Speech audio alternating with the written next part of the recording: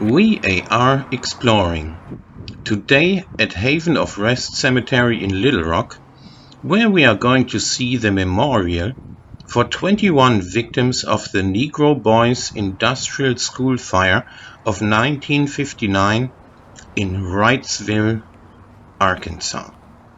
This tragedy happened in 1959, and according to what authorities told the parents, the children were wrapped in newspapers and buried in an anonymous mass grave at Haven of Rest Cemetery in Little Rock, about 10 miles away from where they died.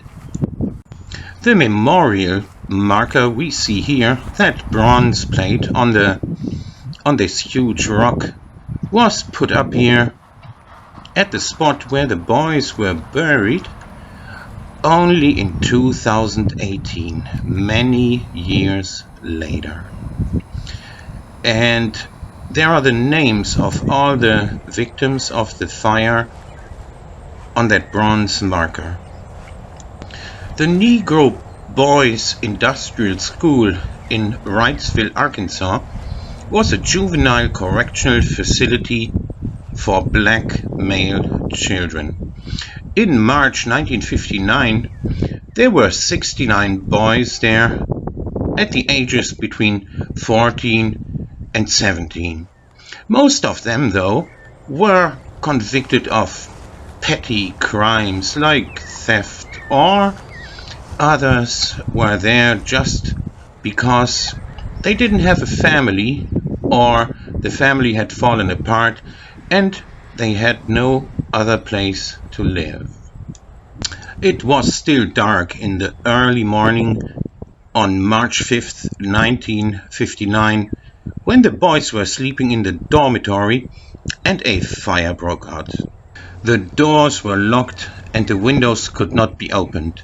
At some point, a 16-year-old night sergeant could break open one window and allow boys to escape. Although 48 boys could escape, 21 of them died in the fire. There are voices that say that the fire at the Negro Boys Industrial School was set on purpose as an act of discrimination against black people. The event happened too far back to figure out today what happened at that time, but discrimination is never tolerable. Here lie the boys who died in the fire. May they rest in peace. Rest in peace.